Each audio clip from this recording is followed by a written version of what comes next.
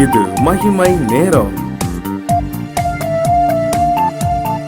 ஆண்டவரும் உலக ரட்சகருமாய் இருக்கிற இயேசு கிறிஸ்துவின் ஈடு இணைகிட்ட பரிசுத்த நாமத்தில் என் அன்பின் வாழ்த்துக்கள். இந்த நாளிலும் இஸ்ரவேலின் ராஜாவாக இருக்கிற ஆகாப், தீர்க்கதரிசியாக இருக்கிற எலியா வாழ்ந்த காலத்தில் இருந்த ஒரு ராஜா தான் இந்த ஆகாப். இவரை குறித்து வேதம் என்ன சொல்லுகிறது, எப்படி வாழ்ந்தார் என்று சொல்லி வேதத்தின் மூலமாய் நாம் பார்க்கலாம். 1 ராஜாக்கள் எழுதின புஸ்தகம் 16ஆம் அதிகாரம், 1 ராஜாக்கள் எழுதின புஸ்தகம் 16ஆம் அதிகாரத்திற்கு நாம் வருவோம் என்று சொன்னால், அதனுடைய 30ஆம் வசனத்தில் இருந்து 34ஆம் வசனம் வரைக்கும் நான் உங்களுக்காக வாசிக்கிறேன்.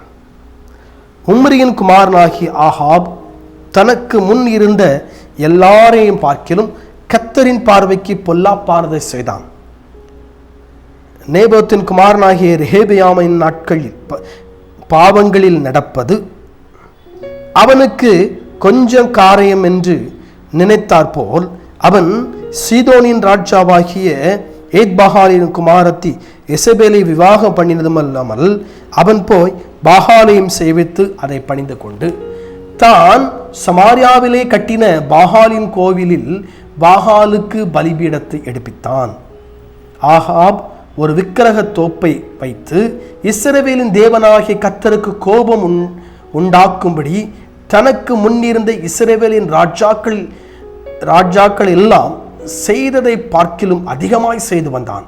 அவன் நாட்களில் பெத்தேல் ஊரானாகிய ஈயேல் எரிகோவை கட்டினான்.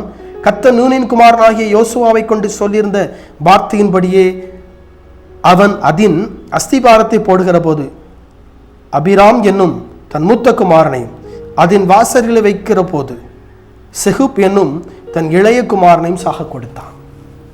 இங்க 33 வரைக்கும் ஒரு காரியம் சொல்லப்பட்டிருக்கிறது.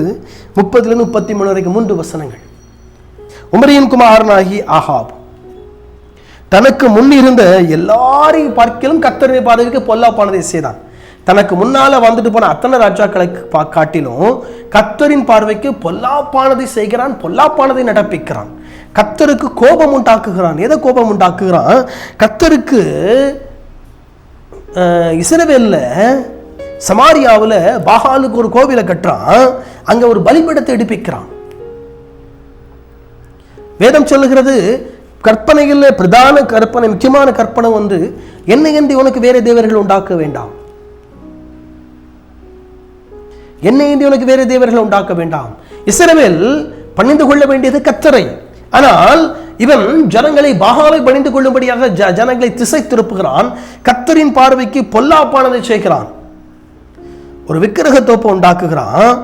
அது மட்டும் இல்ல, கர்த்தருக்கு கோபம் உண்டாக்கும்படி தனக்கு முன்னிருந்த இஸ்ரவேல் ராஜாக்கள் செய்ததை பார்க்கிலும் அதிகமாய் செய்து வந்தான். கர்த்தருக்கே கோபமூற்ற அளவிற்கு, ஆண்டவரை கோபப்படுகிற அளவிற்கு இவன் அதிகமாய் செய்து வந்தான். இஸ்ரவேல் ராஜாக்கள் செய்ததை காட்டிலும் ரொம்ப அதிகம். இவன் போய் சீதோனின் ராஜாவாகிய ஏத்பாகாலின் குமாரனாகிய எசபேலை திருமணம் செய்து வருகிறான். சீதோனியர் பாகாலை வணங்கக்கூடிய ஒருவங்க. அவன் உள்ள வந்ததுனால எசபேல் அந்த தெய்வத்தை வணங்கும்படியாக ஆகாபை தூண்டுறது மட்டுமல்ல, பின்னால நமக்கு தெரியும் அவங்களுக்கு நிறைய தீர்க்கதரிசிகள், பாகாலின் தீர்க்கதரிசிகள் பெரிய கூட்டமே இருக்குது, பெரிய கூட்டமே இருக்குது.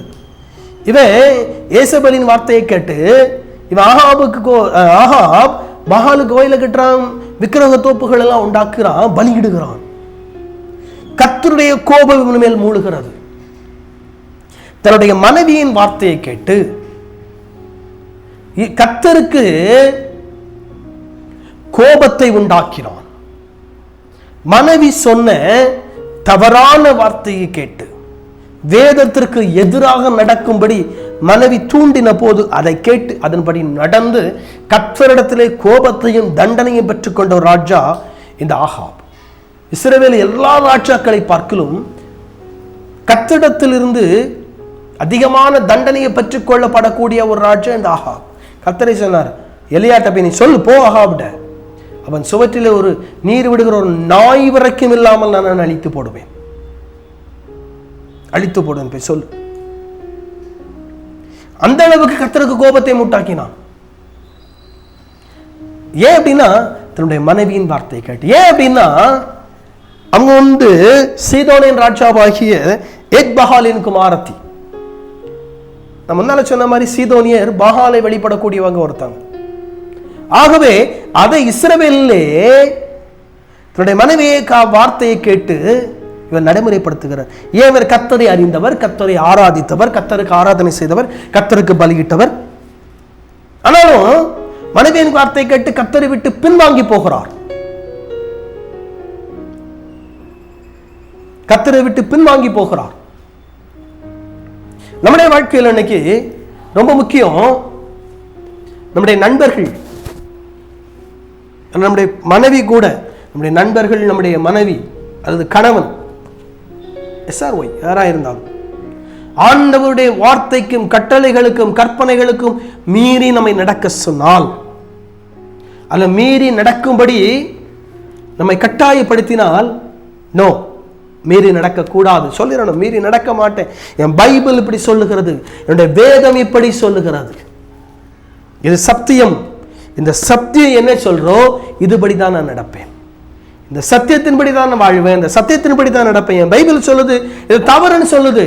பைபிள் சொல்லுகிறபடி பைபிள் ஒரு காரியத்தை தவறுன்னு சொல்லிச்சுன்னா, பைபிள் ஒரு காரியத்தை செய்யக்கூடாதுன்னு சொல்லிச்சுன்னா, ஆண்டவருடைய வார்த்தையா இருக்கிற பரிசுத்த வேதாகமும் ஒரு காரியத்தை செய்யக்கூடாதுன்னு சொல்லிச்சு அப்படின்னா, மனைவியின் வார்த்தையை கேட்டோ, நண்பருடைய வார்த்தையை கேட்டோ, கணவருடைய வார்த்தையை கேட்டோ, குடும்பத்தில் இருக்கிற நெருங்கிய உறவினருடைய வார்த்தையை கேட்டோ நாம் செய்வதற்கு முயற்சிப்போமானால், கர்த்தரிடத்திலிருந்து தண்டனையை நாம் பெற்றுக்கொள்வது உறுதி. அதுல மாற்று கருத்தை கிடையாது, உறுதி.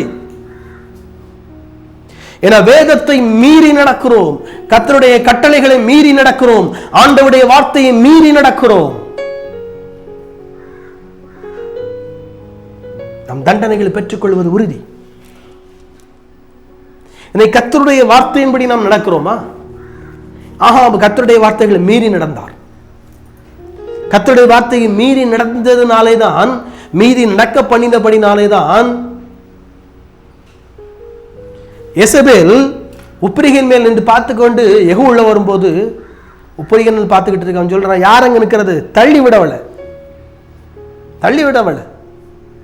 கீழே விழுகிறாள். இப்போ ஒருத்தன் போய் சொல்றான், எப்பா அவளை போய் அடக்கம் பண்ணுங்கப்பா, ராஜஸ்திரி போய் அடக்கம் பண்ணுங்க சொல்றான். ஒண்ணுமே இல்லை, கை ஏதோ உள்ளங்கை தான் இருக்கு, ஒண்ணுமே இல்லை. கர்த்தர் சொன்னபடி ஏசபேல் அழிக்கப்பட்டு போனாள், ஆகாப் அழிக்கப்பட்டு போனாள். கர்த்தருடைய வார்த்தைகளின் கட்டளைகளை மீறி நடந்தால், கர்த்தருடைய வார்த்தைகளின் கட்டளைகளை மீறி நடக்கும்படி உங்களுடைய நண்பர்களோ, நெருங்கிய உறவினர்களோ, மனைவியோ, கணவனோ உங்களுக்கு சொன்னார், வேதத்தின் கட்டளைகளை மீறி நடந்தால் கர்த்தரிடத்திலிருந்து தண்டனையை பெற்றுக் கொள்வது உறுதி. அவருடைய கட்டளைகளையும் நடப்போம். கட்டளைப்படி நடந்தால் கர்த்தர் நம்மை ஆசீர்வதிப்பார். தலைகளை தாழ்த்தி ஜெபிப்போம். அன்பின் ஆண்டவரே, நீர் எங்களோடு கூட பேசினபடி நான் நமக்கு நன்றி.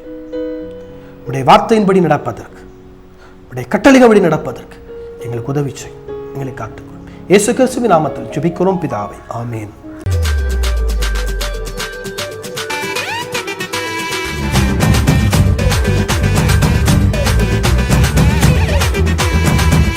மகிமை மகிமை மகிமை மகிமை மகிமை